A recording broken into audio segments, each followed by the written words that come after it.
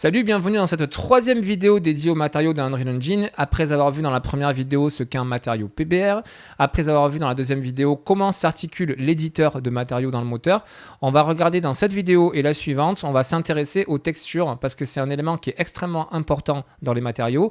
Et si vous ne comprenez pas tous les petits aspects qu'il y a dans les textures, vous serez totalement gêné pour pouvoir faire des matériaux après avancer parce qu'une texture, c'est pas simplement une image qu'on va déposer sur un asset, c'est beaucoup plus précis que ça. On peut utiliser plusieurs canaux, on peut faire passer plusieurs types d'informations et pouvoir extirper après ces informations comme on le souhaite pour pouvoir travailler dessus.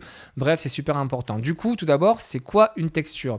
Je vais passer sur Photoshop. Voici ce à quoi peut ressembler une texture. Alors là, extrêmement simplifié. Le choix des couleurs n'est pas anodin, on le verra par la suite. Mais une texture, ça va être une image que l'on va importer dans Unreal qui va avoir un impératif en termes de taille. Il faut que chacun des côtés de la texture soit une puissance de 2. Autrement dit, 1, 2, 4, 8, etc. Généralement, on va retrouver du 512, du 1024 ou du 2048 pixels. On peut monter jusqu'à du 8K aussi maintenant. La technologie nous le permet de plus en plus, même si ça reste encore quand même très lourd à gérer. Mais voilà, c'est pas obligatoirement un carré non plus. Ça peut être un rectangle, à partir du moment où chaque côté respecte cette fameuse puissance de 2. Vous pouvez faire très bien une texture en 512 par 2048, Unreal va très bien l'interpréter, il n'y a pas de souci. Je rebondis sur un autre point aussi, je discutais hier soir sur mon serveur Discord de ça, et d'ailleurs merci aux interlocuteurs, c'était vraiment super intéressant. C'est sur ceci, la qualité de l'image sur laquelle on va travailler, du 8, du 16 ou du 32 bits. La différence, bien évidemment, ça va être la qualité de la photo. Mais en fait, plus précisément, ça va être la quantité de données que l'on va pouvoir transmettre via cette texture. Si on est sur du 8 bits, vous vous en doutez, c'est là où il y a le moins de données, puisque c'est la valeur la plus simple.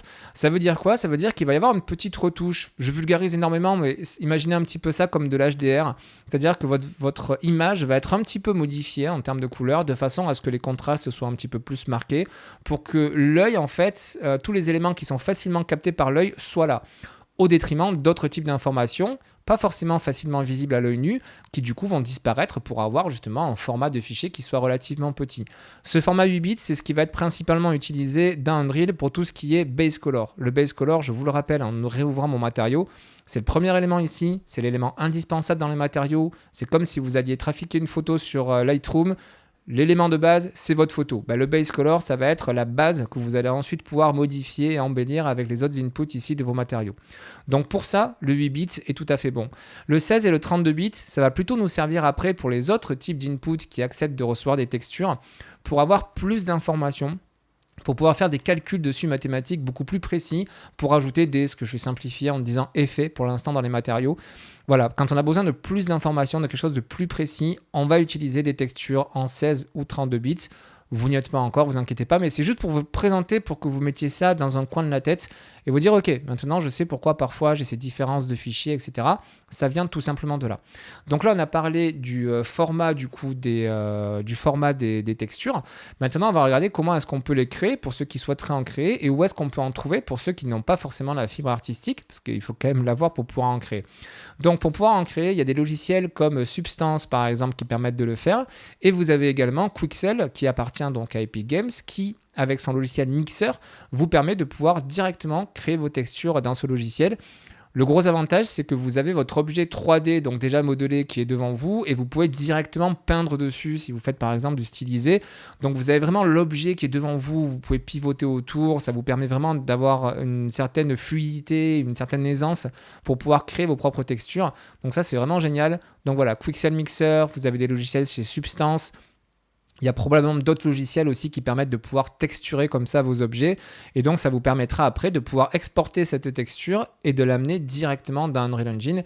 Il y a même d'ailleurs bien souvent maintenant la possibilité d'exporter carrément le matériau, donc vous avez tout fait dans Mixer, vous avez tout de fait dans Substance, c'est-à-dire toutes les maps, on verra ça par la suite, vous importez ça dans Unreal. Mais c'est intéressant de savoir qu'on peut créer nos propres textures comme ça. Vous pouvez le créer à l'ancienne, entre guillemets, directement dans Photoshop. Bon, je dis à l'ancienne, mais vous n'allez pas, par exemple, faire la texture d'un robot ou d'un personnage directement dans Photoshop. C'est plus du tout l'outil adéquat pour pouvoir faire ça. Vous n'aurez pas du tout la précision que vous pouvez avoir dans les autres logiciels. Vous allez galérer. Donc voilà. Par contre, pour créer des maps de normal, de displacement, de plein d'autres inputs que l'on peut utiliser dans les matériaux, Photoshop peut très bien faire l'affaire et on peut comme ça créer, pourquoi pas à la volée, nos textures dans Photoshop et ensuite les exporter. Donc moi, c'est ce que j'ai fait dans ce cas-là. La dernière possibilité pour ceux qui n'ont pas envie, et je vous comprends tout à fait, de créer vos propres textures, vous avez plein de sites internet sur lesquels vous pouvez retrouver des textures. Vous avez la librairie Quixel Megascan qui appartient à Epic Games du coup, qui est une énorme bibliothèque de style réaliste, de plein du coup de matériaux, d'assets 3D. Enfin, c'est une librairie qui est vraiment énorme et qui est gratuite du coup pour nous. N'hésitez pas à aller y faire un tour. Je ne peux pas vous dire que vous allez récupérer uniquement la texture. Si vous récupérez ça, de base, vous allez récupérer les autres textures qui vont avec pour créer le matériau final, mais vous aurez la texture qui sera dedans. Tout ça pour vous dire que vous pouvez aussi très bien prendre votre appareil photo, aller dans la nature, prendre l'herbe, la terre, les arbres en photo. C'est exactement ce que fait l'équipe de Megascan pour partir d'une base comme ça extrêmement réaliste. Donc voilà ce que je pouvais vous dire dans cette première partie, en tout cas liée aux matériaux, concernant leur utilisation, enfin pas leur utilisation, mais où est-ce qu'on peut les trouver, où est-ce qu'on peut les créer. On va voir une dernière chose, c'est leur importation dans Unreal Engine. Comment est-ce qu'on va importer un matériau? Pour ça, on va retourner dans Unreal Engine qui est ici. On va retourner à la racine du projet dans le Content Browser et on va importer un acteur. Alors l'import, si on l'a ici, ouais. Soit on fait un clic droit dans le Content Browser, soit on passe par le bouton vert, c'est pareil. Et on a le Import to Game. Pour importer un acteur d'Unreal, vous pouvez aussi le glisser directement de votre explorateur de fichiers vers le Content Browser. Donc là, ça m'a ouvert ma fenêtre de dialogue. Et regardez, ce qui est intéressant de voir, c'est ici la liste de tous les fichiers que l'on peut importer d'Unreal. C'est une bonne source d'information pour voir tout ce qu'on peut faire ici. Donc n'hésitez pas à avoir la curiosité de regarder un petit peu tout. Heureusement, c'est classé par type d'acteur. Et donc moi, ce qui m'intéresse, c'est ici les textures. Donc on va sur texture et vous voyez qu'il y a tous ces fichiers-là qui sont acceptés. BMP, Float, JPEG, JPG, etc. On voit notamment qu'il y a le format Photoshop aussi qui est disponible. Les différences principales entre ces différents formats, pour faire extrêmement simple, certaines vont gérer la transparence, d'autres non. Et certaines vont pas du tout être compressées alors que d'autres le seront et donc il y aura une perte de qualité. C'est pour faire extrêmement simple et béaba, mais c'est le cas. Donc moi je vais en profiter pour importer mon fichier Photoshop pour vous montrer que depuis un Photoshop, j'importe et automatiquement ici, c'est plus mon fichier Photoshop que j'ai, mais ça a pris le Photoshop, ça l'a ouvert, ça a pris la texture, ça a créé le fichier texture et ça me l'a mis directement dans le Content Browser. Donc ça c'est cool. Pour enregistrer, on peut faire un CTRL-S, un Save All. J'ai complètement oublié le raccourci pour sauvegarder, c'est pas grave. Du coup, pour éditer la texture, on va double-cliquer sur la texture, ça nous permet d'ouvrir l'éditeur de texture. Et là, on va avoir plein d'informations sur la droite qui sont intéressantes, à savoir quel est le format de la texture quand on l'a importé. Donc là, c'est du 1024. Tel qui va être affiché, 1024, et sa résolution maximale utilisée en jeu, 1024. Pourquoi ça nous sort ça? Vous l'avez compris, ça veut dire qu'en jeu, on va pouvoir jouer sur différentes résolutions de texture, de façon à ce que si l'objet est très loin, si l'acteur qui dispose de cette texture est très loin de nous, on va afficher une résolution basse de la texture pour gagner en ressources. Et si cet objet vient très proche de notre personnage principal, à ce moment-là, on va afficher une texture qui, elle, sera de meilleure qualité. Donc on va pouvoir importer de la haute def dans Unreal et après jouer sur le niveau de détail, ce qu'on appelle le LOD, Level of Details, va nous permettre de pouvoir afficher telle ou telle résolution de texture dans notre jeu en fonction de la distance. Et ensuite, on voit ici le poids du fichier. Et c'est là où c'est intéressant parce que là, vous voyez, on a une rubrique compression. Et dans le compression settings, on peut dire à Unreal, OK, cette texture-là, je vais l'utiliser dans quel cadre? Je vais prendre deux cas qui vous parlent bien. Le premier, c'est ici le défaut, c'est justement pour le base color. C'est-à-dire que quasiment toutes vos textures, le base color, je vous le rappelle une fois de plus, c'est le premier élément ici, c'est la photo de base, sera toujours ou quasiment toujours donc en mode défaut. Votre fichier, remarquez ici la taille 1365. Quand je vais changer le type de compression et que je vais choisir ici le User Interface, autrement dit, là je suis en train de dire à Unreal, cette texture finalement je vais m'en servir mais uniquement dans le cadre de l'interface utilisateur. Regardez le poids, il est quasiment 5 fois plus gros parce que effectivement Unreal s'est dit ok, ça va être utilisé pour de l'interface utilisateur, donc du coup j'ai besoin d'un maximum de résolution parce que ça va être toujours au premier cran ou en tout cas l'acteur va forcément bien le voir, le joueur va forcément bien le voir. Donc c'est pas parce que vous utilisez ici une compression que ça va automatiquement être plus léger que la base, c'est Unreal qui va vraiment adapter ça. Et le terme peut-être est pas forcément super bien choisi, quoique si, compression setting, si. Mais c'est juste que ça peut ne pas être compressé du coup en fonction du type de projet que vous avez. Le format de compression, vous l'avez ici, alors sincèrement je ne les connais pas tous du tout, mais ce qui vous parlera plus pour savoir si c'est compressé ou pas, c'est ici le poids du fichier. Là quand je suis sur ce format-là, je vois que je ne suis pas compressé, ou en tout cas très peu, quand je suis sur ce format-là, DXT5, où on voit qu'on est beaucoup plus compressé. L'autre élément important, et ce sera le dernier élément important pour cette première présentation, ça va être ici le texture group. Le texture group, par défaut, ce sera sur World. Donc toutes vos textures, quand vous allez les importer, seront dans ce groupe-là. Il faut comprendre que ces groupes, c'est uniquement de la classification de textures. Ça ne va pas changer la résolution, ça ne va pas changer la compression, rien du tout. Par contre, au fur et à mesure que vous allez les rentrer dans Unreal, vous allez pouvoir dire ok, ça c'est pour du world, ça c'est pour des effets spéciaux, ça ce sont des armes. Vous pouvez même utiliser des groupes ici que vous avez qui sont des groupes prédéfinis, sans terme précis, que vous pouvez donc réutiliser.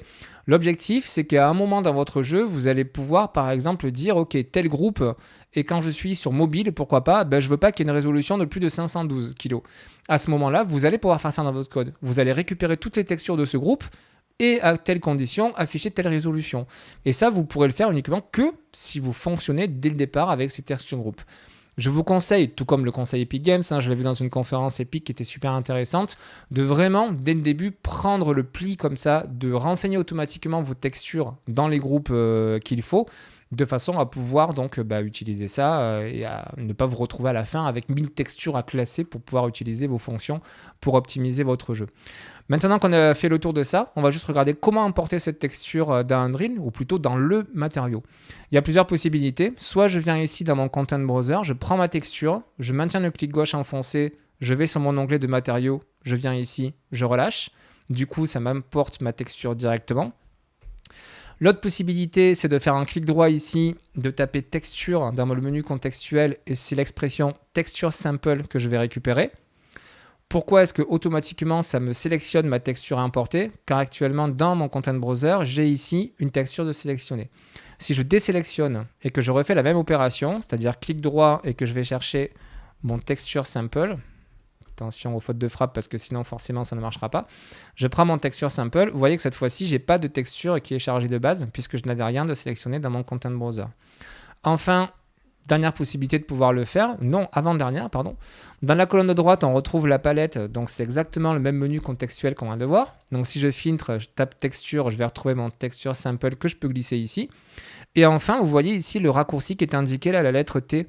En fait, vous l'avez pour toutes les expressions qui sont le plus souvent utilisées. Par exemple, ici, le texture coordinate, il y a la lettre U à côté. Donc, si je maintiens U enfoncé et que j'appuie sur mon bouton gauche de la souris, ça me fait pop mon expression de texture coordinate. Donc, en fait, vous avez pour les expressions les plus utilisées des raccourcis qui sont mis qui vous permettent par la suite de gagner du temps. Une fois qu'on a créé ce node, il faut donc le relier à notre texture. Comment est-ce qu'on fait ça? On sélectionne notre expression. Rappelez-vous, dans la vidéo suivante, je vous disais qu'en sélectionnant une expression, dans la colonne de gauche, ici, on retrouvait tous ces paramètres. Et effectivement, on a bien ici la variable texture. Donc, en cliquant dessus, je peux aller récupérer n'importe quelle texture, en fait, qui est déjà disponible dans mon projet. Donc, si vous avez, comme moi, mis le starter content, vous allez retrouver toutes ces textures-là. Mais moi, celle qui m'intéresse, c'est la RGB, donc celle que j'ai créée. Je vous mets le lien en description de la vidéo si jamais vous ne voulez pas la recréer, comme ça vous pourrez la télécharger directement. Mais c'est donc cette fameuse texture qui me permet de pouvoir importer ceci. Et maintenant, donc, on va pouvoir jouer avec. J'espère que ça n'a pas été trop long, mais en tout cas, ces notions-là de base, de format, etc., il fallait forcément bien les connaître. On va regarder dans la vidéo suivante comment est-ce qu'on va pouvoir utiliser toutes ces informations-là, notamment ces channels-là, RGB, etc. Vous allez voir, les textures sont extrêmement performantes. Après cette intro, on peut se le permettre. À tout de suite dans la vidéo suivante.